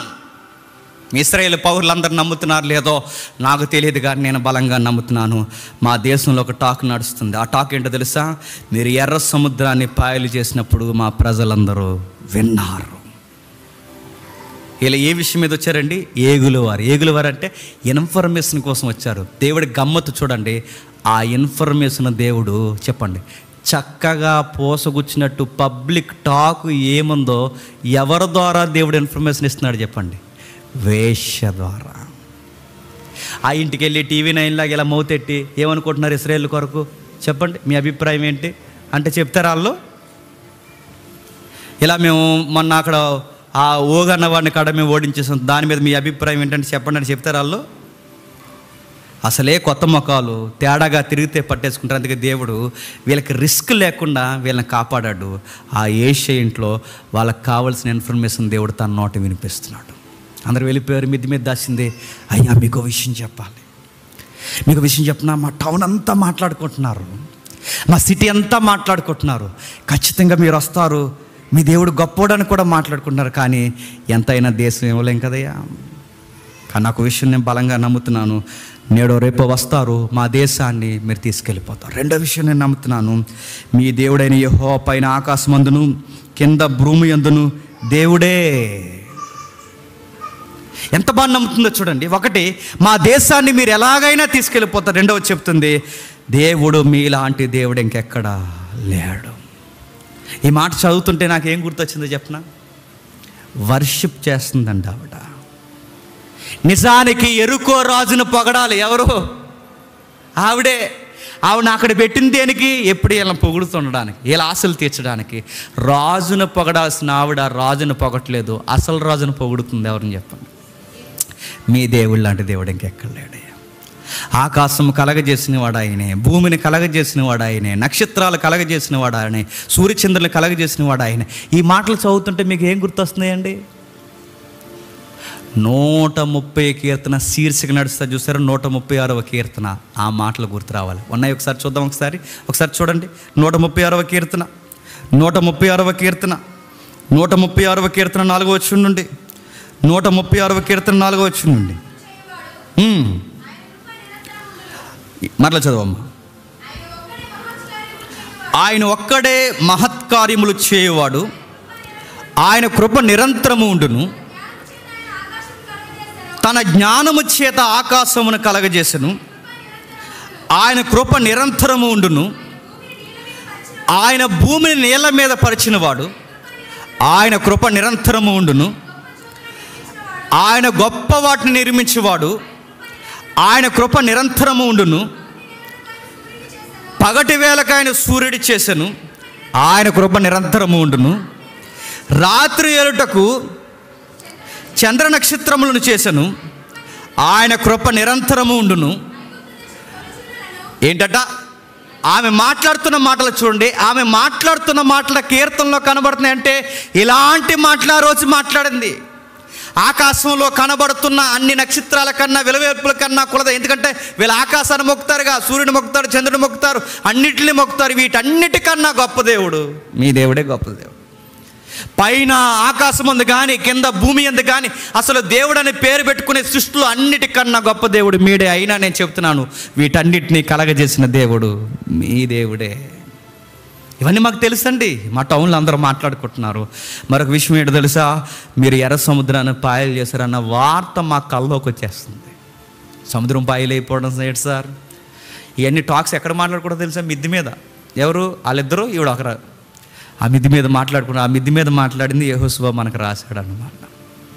ఎంత స్లోగా మాట్లాడుకుని ఉంటారు ఆ రోజు. మళ్ళీ నేను ఓడిపోతుంది అనేసి ఎర్ర సముద్రం పాయలు చేశారు ఆ రోజు అన్నాడు. అదిరిపోయేది సార్, మా గుండెలు అదిరిపోయాయి. చీకట్లో మాట్లాడుకుంటున్నారు దీపాలు పెట్టుకుని.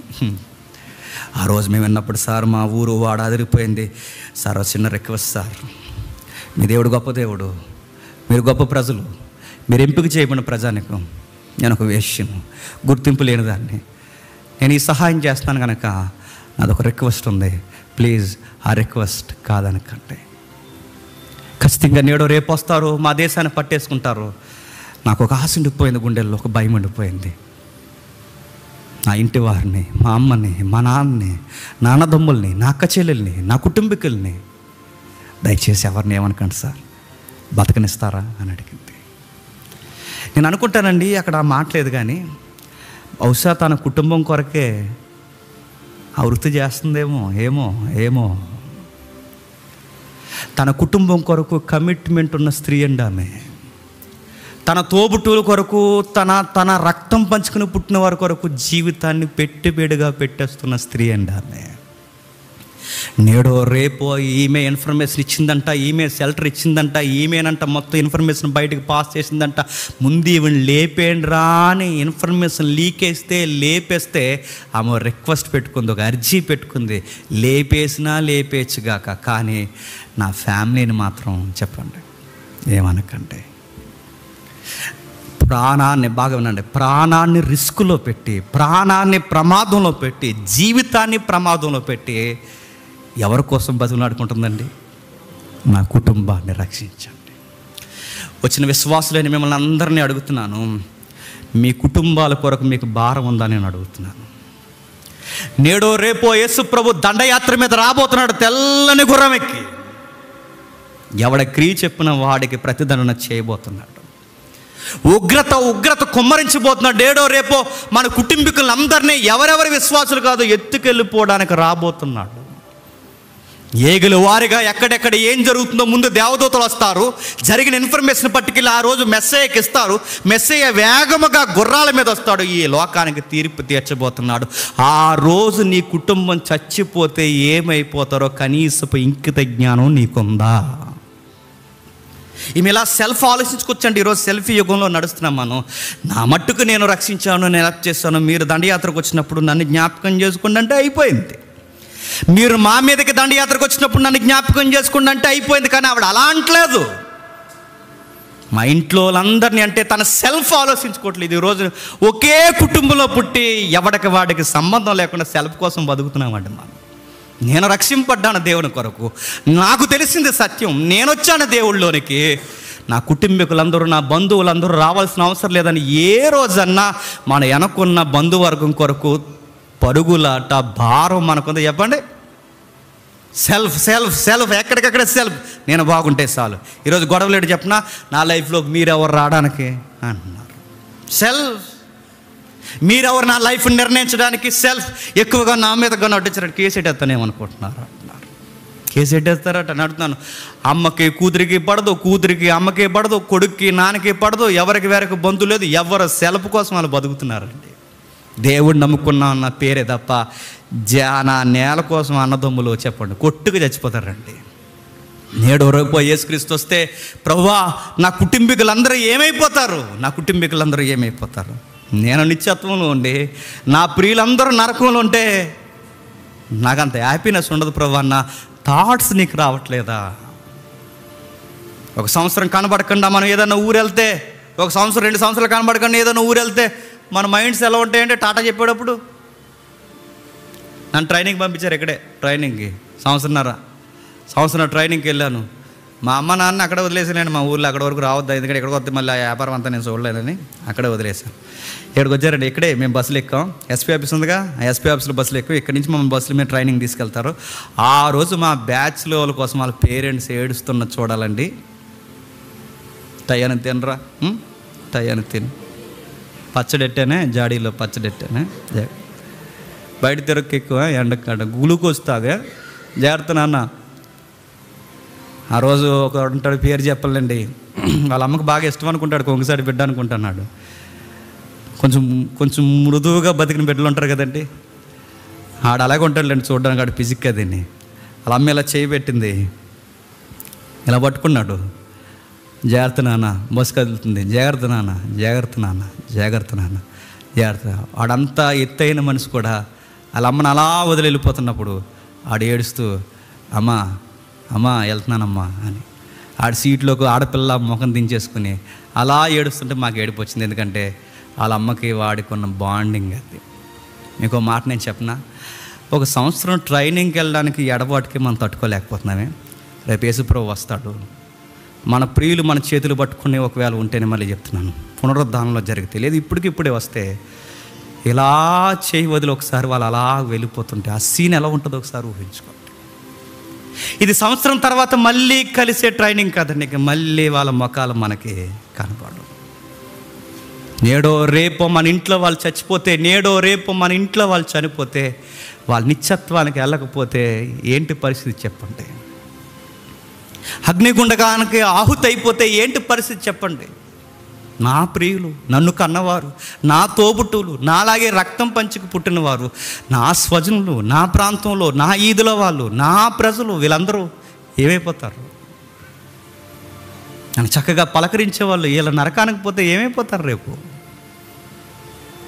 ఆ భారం ఉందంట ఆ తల్లికి. ఎవరికి చెప్పండి? రాహాబను వేశ్యకి. వేశ్య అనే పేరే తప్ప ఆ మనసు మాత్రం చెప్పండి చాలా మంచి మనసు అండి. పరిస్థితులు తనను అలా తయారు చేశాయో, పరిస్థితులు అలా రావాల్సి వచ్చిందో, ఏం జరిగిందో మనకు తెలియదు, కానీ మంచి మనసున్న అమ్మాయే, మంచిదే. ఎందుకో తన జీవితం కొన్ని మరకలు అలా అంటుకున్నాయి తన జీవితానికి. బాధపడుతుంది. అయ్యా మీకు ప్రమాణం చేస్తున్నాను, మా పేరెంట్స్ని మర్చిపోకండి దయచేసి. ఇంకా కిందికి ఆమె రిక్వెస్ట్ ఎంత బాగుంటుంది చూడండి, 13వ వచనంలో, నా తండ్రియు, నా తల్లియు, నా అన్నదమ్ములు, నా అక్కజండ్రులు వారికి, మళ్ళీ ఇది ఎక్స్ట్రీమ్, మళ్ళీ ఏంటట, వారికి కలిగి ఉన్నవారు, నాకు కలిగి ఉన్న వారందరూ ఏళ్ళు నా అన్నదమ్ములు, మళ్ళీ నా అన్నదమ్ములకు కూడా మళ్ళీ చుట్టాలు ఉంటారుగా, వాళ్ళు చూసారు లింక్ ఎలా పెడుతుందో. మనమైతే ఇప్పుడు యేసుప్రభు వచ్చారు అనుకోండి, యేసుప్రభు వస్తే ప్రభు ఇంకెవరు, మా ఆవిడ నేను ప్రభు మర్చిపోకండి, నా ముఖం చూసి దాన్ని కొంచెం ఏదోలాగా నేను అంటాను అనమాట, జాస్మిన్ ఏదోలాగా ప్రభు కొంచెం సెల్ఫ్ గలమండి మనం అందరూ. మళ్ళీ చెప్తున్నాను, మన కొరకే ఆలోచించుకుంటాం, మన వరకే ఆలోచిస్తాం. నేను, నా పిల్లలు, నేను, నా భార్య, నేను. ఇంకా ఫైట్ జరిగితే, ఇంకా గొడవ జరిగితే భర్త భార్యల మధ్య కూడా నేను. భార్య వేరు, చెప్పండి, నేను వేరు. ఈరోజు ఉమ్మడి కుటుంబాలు ఉన్నాయండి, అసలు ఉమ్మడి కుటుంబాలు ఉన్నాయి ఈరోజు. ఒక అత్త అంటే పడదు, ఒక మామ అంటే పడదు, ఒక భర్త తాలికి పడరు, భార్య తాలికి పడరు. రాకాశ ముఖాలన్నీ ఉన్నాయండి ఇప్పుడు అంతా. ఉమ్మడి కుటుంబాలు లేవు. ఈడ అత్తగారితో కలిసి ఉండు, ఇతర ఈవిడ అత్తగారితో కలిసి ఉండదు. ఎవరిది అంత రాకాసులు, ఏకాకి జీవితాలు.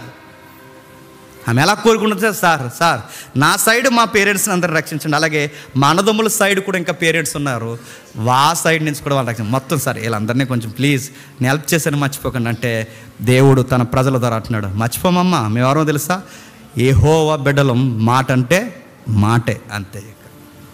మాట అంటే మాటే. ఆయన పక్షమని నమ్మొచ్చిన ఏగులవాను గొంతులో ప్రాణం పోవాలి. అయినైతే నీకు ఇచ్చిన మాట చెప్తున్నావు, నీకు మాట చెప్తావు, నువ్వు మాత్రం అది పాటించాలి. మీ వాళ్ళు ఎవరో మాకు తెలియదు, తెలుస్తుందా? ఆధార్ కార్డు లేవుగా, మరి మీ వాళ్ళు ఎవరో ఫైట్ చేస్తున్నప్పుడు ఆగరా, అరే ఎవరి దగ్గర నువ్వు అంటావా? అనలేం. కత్తి అలగడ్డి పెట్టి చెప్పరా, రాహాబేవి నీకు అవ్వదు కదా అంటారా? అంత లేదు. ఎవరో తెలియదు కనుక నువ్వు మాకు భారం పెడతావు కనుక నీకు ఇచ్చిన టెస్ట్ పెడుతున్నావు. ఆ టెస్ట్ ఏంటంటే, ఏ ఇంట్లో మాకు షెల్టర్ ఇచ్చావో సరిగ్గా మేము ఫైట్ చేసే టైంకి మీ వాళ్ళందరినీ ఆ ఇంట్లోకి వచ్చామని చెప్పు. సైన్ ఒకటి పెట్టు, ఒక ఎర్రని దారం కట్టు. తెలుగులో దారం అని ఉంది కానీ ఒక ఎర్రటి క్లాత్ ఒక ఎర్రగుండే గుడ్డ కట్టు. ఏ కిటికీలో దించామో ఆ కిటికీ మాకు బాగా గుర్తుంది, ఆ కిటికీలో దించేసాగా మమ్మల్ని. ఆ కిటికీకి నువ్వు ఆ ఎర్రగా ఉన్న ఆ క్లాత్ కట్టు. ఇలాంటి ఎరుపు క్లాత్ ఎప్పుడైతే కడతావో అది చూసి మీ ఇంట్లోకి ఎవరిని రాను. మా జోలికి బాగుంది, మా జోలికి వచ్చిన వారి సంగతి మేము చూసుకుంటాం, మీ జోలికి కూడా ఇంకెవరిని రాను. చాలామంది వ్యాఖ్యానాలు ఇచ్చారు, ఎరుపు అంటే ఎరుపు ఏదో కాదు, ఎరుపు అంటే యేసుక్రీస్తు వారి రక్తం, అది ఇంకా ఎక్సెట్రా పోయి ఇంటర్ప్రిట్ చేయడం తప్పు కాదు, కానీ లిటరల్గా అన్ని వేళ్ళది సందర్భం కాదు. కానీ మనకు కావాల్సింది ఒక సైన్ పెట్టు, మేము వస్తాం, ఖచ్చితంగా నీ బిడ్డల్ని ఏమి చేయము, మీ అమ్మ నాన్న ఏమి చేయము. ఏమీ చేయలేదండి నిజంగా. జరిగిన విషయం మాటేస్తున్నారు చూడండి, 18వ వచనంలో, నీవు మమ్మల్ని దించిన కిటికీకి ఎర్రని దారం, ఇక్కడ దారం అని ఉంది, అక్కడ క్లాత్ దారమును కట్టి నీ తల్లి నీ తండ్రిని నీ తండ్రి ఇంటి వారందరినీ నీ ఇంటి ద్వారం నుండి ఎలుపులకు వచ్చేవాడు తన ప్రాణమునకు తానే ఉత్తరవాది. ఇదిగో నీకు మాట ఇస్తున్నావు, మా సైడ్ నుంచి ఏ నష్టం జరగదు, నీ సైడ్ నష్టం లేకుండా చూసుకో. ఏ ఇంట్లోంచి అయితే దించావు ఆ ఇంట్లో పెట్టి, ఎందుకంటే ఎవరెవరిని గుర్తించాలో మాకు అంత టైం యుద్ధం చేసేటప్పుడు ఉండదు అన్నట్టుగానే దాశారు, అన్నట్టుగానే ఉండిపోయింది. దేవుడు ఎంత మంచి వాగ్దానం చేశాడు చూడండి. 6వ అధ్యాయం రండి, 6వ అధ్యాయం అది యెహోషువ గ్రంథం 6వ అధ్యాయం, యెహోషువ గ్రంథం 6వ అధ్యాయం 25వ వచనం చూడండి. యెహోషువ గ్రంథం 6వ అధ్యాయం 25వ వచనం. యెరికోను ఏగు చూచుటకు యెహోషువ పంపిన దూతలను అతడును ఆమెను ఆమె తండ్రి ఇంటి వారిని ఆమెకు కలిగిన వారందరినీ బ్రతికనిచ్చెను. ఆమె నేటి వరకు ఇశ్రాయేలు మధ్య నివసించుచున్నది. ఎంత బాగా మాట్లాడుతున్నాడు చూడండి. ఆమె నేటికి ఇశ్రాయేలు మధ్య నివసిస్తున్నది. వాళ్ళ ఇంట్లో వాళ్ళకి ఎవ్వరికి ఏమీ కాలేదట. నాకు ఆశ్చర్యంగానే అనిపించే మాట ఏంటో, తాను ఒక్కదాన్ని రక్షించుకుంటే సరిపోయే తన సెల్ఫ్ తను ఆలోచించుకోలేదు. తన విశాలమైన మనసు ఏంటో తెలుసా, నాతో పాటు మా వాళ్ళందరూ ఉండాలి. నేను అదే అడుగుతున్నాను, నువ్వు చర్చికి వస్తున్నావు, నీకు చాలామంది తెలుసు, వాళ్ళు లేరని నేను అడుగుతున్నాను. నువ్వు చర్చికి వస్తున్నావు, నీకు చాలామంది ప్రియులు ఉన్నారు, వాళ్ళు లేరని అడుగుతున్నాను. ఈరోజే ప్రభు వస్తే వాళ్ళందరూ ఏమైపోతారు, వాళ్ళందరూ ఎక్కడికి పోతారు? ప్రభు నాకు వాడు తెలుసు ప్రభు అంటే, మరి నీకు తెలిసినప్పుడు నేను ఎందుకు తీసుకురాలేదురా అని దేవుడు నిన్ను అడిగితే నువ్వేమైపోతావు చెప్పు. ఇతరుల పట్ల భారం ఉంది ఆ తల్లికి. దేవుడు తన జీవితంలో ఒకే ఒక్క పెళ్లి చేశాడు తనకి. తన పెళ్ళి తన లైఫ్ను మార్చేసింది. నాకు అనిపిస్తుందండి, అప్పటి వరకు తన జీవితం వేరు, ఇశ్రాయేలీలోకి వచ్చిన తర్వాత తన జీవితం వేరు. ఇంకా ఈ రోజు నుంచి ఆమె వేశ్య కాదు. ఇప్పటివరకు తనకు భర్త లేడు, ఇప్పటివరకు తనకు పిల్లలు లేరు, ఇప్పటివరకు తనకు సంసారం లేదు, ఇప్పటివరకు తనకు నిజదేవుడు లేడు. ఈరోజు తనకు ఒక భర్త రాబోతున్నాడు. ఆ భర్త కూడా ఎవరు చేసుకున్నారో తెలుసా?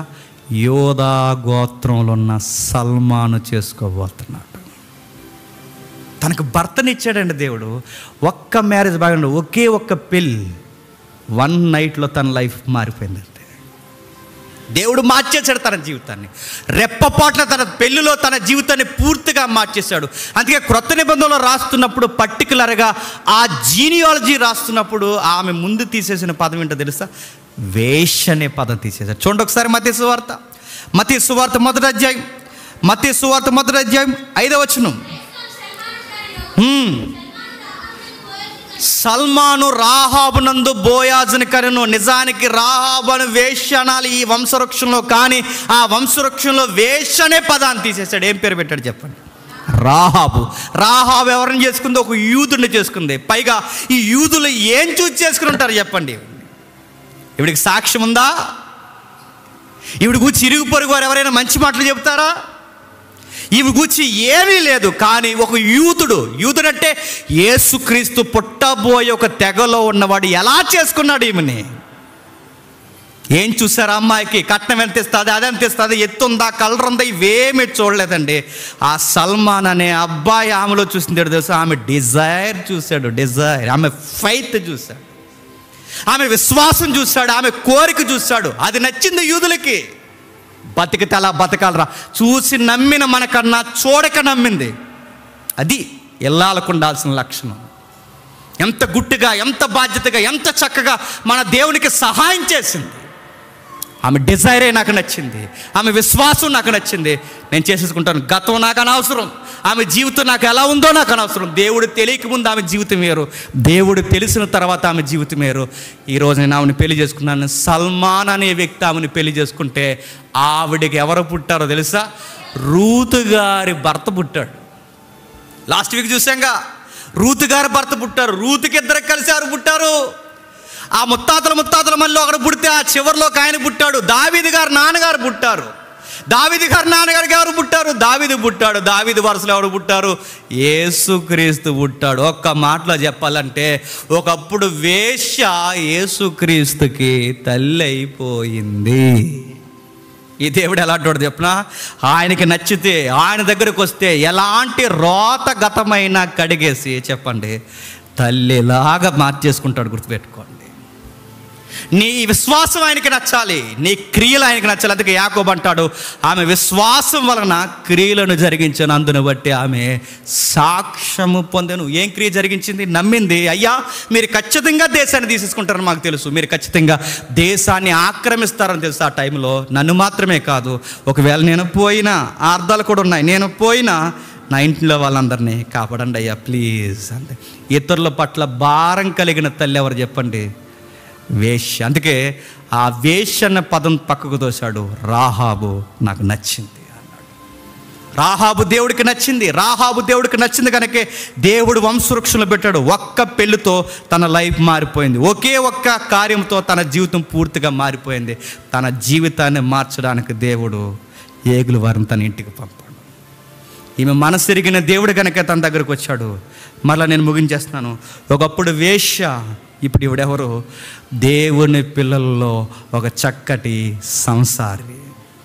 ఒకప్పుడు ఈవిడెవరు? ఒక విగ్రహారాధకురాలు. ఇప్పుడు ఈవిడెవరు? యెహోవా ఆరాధకురాలు. ఒకప్పుడు ఈవిడ గౌరవం లేని స్త్రీ. ఇప్పుడు ఈవిడెవరు? యేసుక్రీస్తు వంశవృక్షంలో యేసుక్రీస్తు వారికే తల్లి. ఒకప్పుడు ఈవిడెవరు? గౌరవం లేని స్త్రీ. ఇప్పుడు ఎవరు?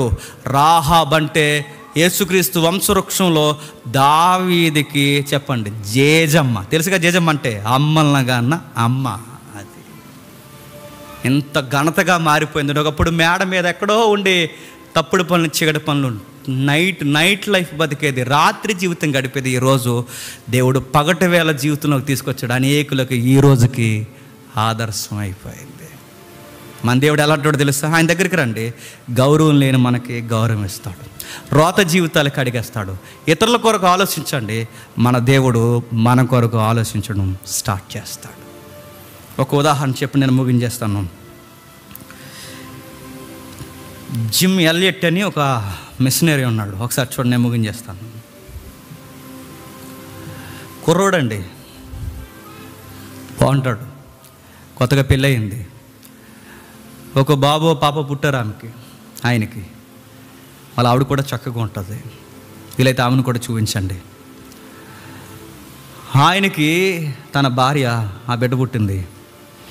తను చదువుకుంటున్నప్పుడు తన మనసు తినేస్తుంది, సువార్త చేయాలి, సువార్త చేయాలి, సువార్త చేయాలి, దక్షిణ అమెరికాలో సువార్త చేయాలి. ఎందుకంటే అక్కడ అడవి తెగలు ఉన్నారు. అక్కడ సువార్త చేయాలి, ఎలాగైనా సువార్త చేయాలి.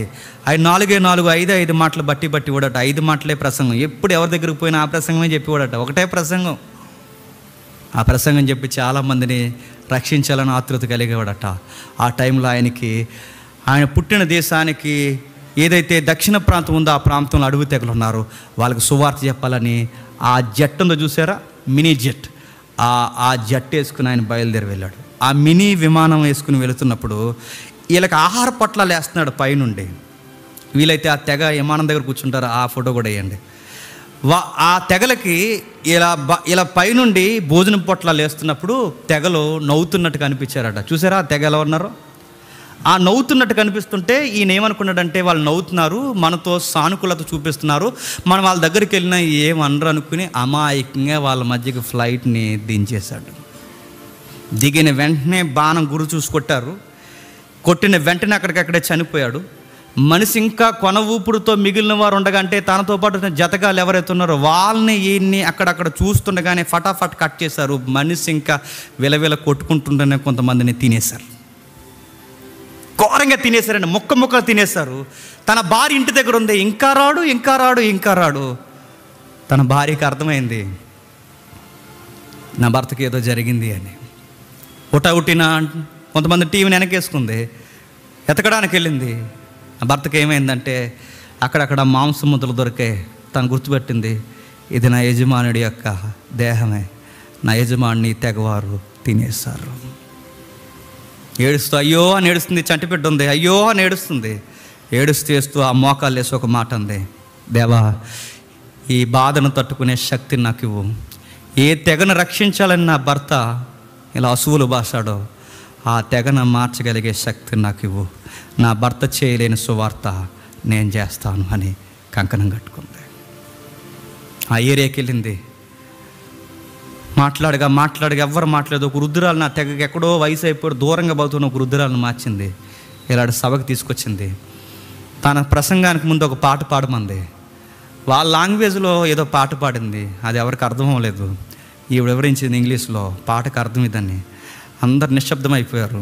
అప్పుడు చెప్పింది, ఇలాంటి అమాయకుల్ని, ఇలాంటి ప్రకృతి సంబంధుల్ని మార్చడానికి, నా భర్త వలె వాళ్ళని రక్షించడానికి పౌరుషం కలిగిన యవనస్తులు ఎవరైనా ఉంటే నాతో రాగలరా అని అడిగింది. 25 మంది యవనస్తులు లేచారు. అమ్మ నీతో పాటు ఆ ప్రాంతాన్ని మార్చడానికి మేము వస్తామన్నారు. రండి అయితే దేవుని కొరకు చచ్చిపోదాం రండి. వెళ్ళారు. ఆ ప్రాంతంలో సువార్త చెబుతున్నారు. వాళ్ళతో ఎలా కమ్యూనికేషన్ చేయాలో కమ్యూనికేషన్ చేస్తున్నారు, మాట్లాడుతున్నారు. మెల్లగా దగ్గర అయ్యారు. ఒకరోజు అక్కడ చిన్న గూడు వేసుకుంటారుగా, ఆ లోపల చిన్న కిచెన్ ఉంది. ఆ కిచెన్ దగ్గర వంట చేసుకుంటుంది. ఎవరో ఆ వంటగది చుట్టూ తిరుగుతున్నట్టు తనకు అర్థమైంది. ఎవరు అని అడిగింది. బయటకు వచ్చాడు. ఒకడు ఇలా బట్టలు లేకుండా వచ్చి కనబడ్డాడు. వాళ్ళకి పూర్తి బట్టలు ఉండవు, అంతంత మాత్రమే వాళ్ళ బట్టలు. బయటకు వచ్చి అప్పటికే వీళ్ళకి ఈ లాంగ్వేజ్ అర్థమవుతుంది. ఇలా చేతులు కట్టుకుని ఒక మాట అన్నాడు, అమ్మ నీకో మాట చెప్పాలి. మీ భర్తను ఫ్లైట్లోంచి దిగిన వెంటనే చంపేసిన వ్యక్తి ఒకడు ఉన్నాడు చూసారా, వాడు నేనే అన్నాడు. మీ భర్త గుండె భాగాలు అవయవాలు తినేసిన వాడు ఎవడైనా ఉన్నాడంటే వాడు నేనే. అప్పుడు అలా చూస్తూ ఉండగా ఇంకా చెప్తున్నాడు, మేము ఇలా చంపేసాం అని చెప్పాడు. అప్పుడు ఈ తల్లి అంది, ఐ లవ్ యూ, నేను మిమ్మల్ని ప్రేమిస్తున్నాను. నా భర్త ఆ రోజు అలా చనిపోకపోతే మీకు సేవ చేయాలన్న మనసు నాకు రాదు. ఎంత గొప్ప భాగ్యం నాకు దొరకదు. నా భర్త అలా చనిపోకపోతే నువ్వు ఇలా మారవు. అందుకే నా భర్త సావును బట్టి మిమ్మల్ని అందరినీ నేను ప్రేమిస్తున్నాను. మై డియర్ బ్రదర్, నీ మీద నాకు ఏ కోపం లేదు. అంతే. కొన్ని రోజులకి ఆవిడే చచ్చిపోయింది. కొన్ని రోజులకి వెళ్ళిన వారందరూ చనిపోయారు. ఒకరోజు వీళ్ళందరూ యేసుప్రభు రెండో రాకుల్లో కనబడతారు. మీరు ఊహించుకోండి, అక్కడ రంగులు ఉండవు కానీ ఒకసారి ఊహించుకోండి. ఆ తెల్లవారు ఆ తెల్లవారు ఎలా నడుచుకుని వస్తే సింహాసనం ముందుకి వందల మంది నల్ల జాతీయులు వాళ్ళ వెనకాల అలాగా ఆత్మలుగా వస్తాయి. ఎలా ఉంటుందో ఒకసారి ఊహించుకోండి. ఇతరుల కొరకు వారు చచ్చిపోయారండి. ఇతరుల కొరకు రక్షించడానికి అసువులు బాసారండి. భర్త చనిపోయాడు, భార్య చనిపోయాడు, పిల్లలు కూడా ఆ తెగల కొరకు చనిపోయారు. ఆ ప్రజలను రక్షించడానికి అసువులు బాసారు. మరి మనము వస్తాం, ఫ్యాన్ అక్కడ ఉందో చూసుకుంటాం, టైం అయిపోతుందని చూసుకుంటాం, ప్రసంగానికి మార్కులు వేస్తాం, ఏదన్నా సోది కబుర్లు 4 మాటలు ఉంటే అలా మాట్లాడేసి సోమవారం కలుసుకుందాం నా సెంటర్కి వచ్చే అని చెప్పుకుని వెళ్ళిపోతాం. భారం ఉందా? నీకు చాలామంది తెలుసు, వాళ్ళందరూ నరకానికి పోతారని నీకు తెలుసు. వాళ్ళ పట్ల నీకు భారం ఉందా అని నేను అడుగుతున్నాను. అలాంటి భారం పూర్వం ఆ తల్లికుంది. ఎవరికి చెప్పండి? రాహాబుకుంది. రాహాబుకున్న భారమే ఇదిగో ఇలాంటి తల్లుకుంది. రాహాబుకున్న భారమే ఆ సహోదరులకు ఉంది, మిషనరీలకు ఉంది. మనకేనండి ఏ భారం లేదు. మనకి వస్తాం, కూర్చుంటాం, మనకు టయానికి అన్నీ అయిపోవాలి, టయానికి ఇంటికి వెళ్ళిపోవాలి. నేను అడుగుతున్నాను, నీ కుటుంబం కొరకు ప్రార్థించు, నీ ఈదులో ఉన్న వారి కొరకు ప్రార్థించు, ఇతరుల కొరకు ప్రార్థించు. ఎవరెవరికి రక్షణ లేక నీకు పరిచయం ఉన్నారో, నీకు ఇష్టమైన వ్యక్తులు, వాళ్ళందరి కొరకు ప్రార్థించు. వీళ్ళ సంగతి ఏంటి రేపు యేసుప్రభు వస్తే ఏమైపోతారని వాళ్ళ కొరకు ప్రార్థన చేయి, సువార్త చెప్పడానికి ప్రయత్నించి. ఒకప్పుడు వేశ్య, ఈరోజు సంసారి. ఒకప్పుడు మనం కూడా ఆత్మీయంగా చెప్పండి దేవుని దృష్టిలో వ్యభిచారం, ఈరోజు పరిశుద్ధులు. మనల్ని పరిశుద్ధులుగా చేసిన దేవుడు ఇతరులను కూడా పరిశుద్ధులుగా చేయడానికి నిన్నెళ్ళి చెప్పమంటున్నాడు. నువ్వు వెళ్ళకపోతే నేను మరలా అడుగుతున్నాను, నేడో రేపు వస్తాడు. వాళ్ళు ఎందుకు రక్షణ పొందలేదని వాళ్ళని అడుగుతాడు, లేదో నాకు తెలియదు, కానీ ముందు నిన్నే అడుగుతాడు. చాలామంది తమ్ముళ్ళు కూడా ఉన్నారు. ఎరా నీతో క్రికెట్ ఆడేవాడు అడుగుతాడు, బౌలింగ్ వేసేవాడు ప్రభువా అని చెప్తావా? బ్యాట్ ఇచ్చి కూడా ఎత్తాడేమనుకుంటున్నావు? చెప్పాడికి సువార్త చెప్పు, వాడికి ఏదో ఒకటి చెప్పు, ఏదో ఒకటి మాట్లాడు. నీతో ఉద్యోగం చేసేవారంటే ఫస్ట్ శాలరీ అందుకున్నప్పుడు అక్కడ పందలపాక బిర్యానీ తినేసేవాళ్ళం ప్రభువా అని చెప్తావా? ఏం చెప్తాను అడుగుతున్నాను. ఏదో ఒకటి చెప్పు ప్రభువా, నేను చెప్పాను, వాళ్ళ రక్షణ పొందాలని నేను చాలా బాధపడ్డాను ప్రభువా. నా ఆశ నేను ఎంత ప్రయత్నించాలో అంత ప్రయత్నించాను, మిగిలిన నీ చిత్తానికి వదిలేసినని చెప్పండి. ఈ విషయం మీకు అలాగ అర్థమైతే మోకాలు వేసిన వారు మోకాళ్ళు వేయండి.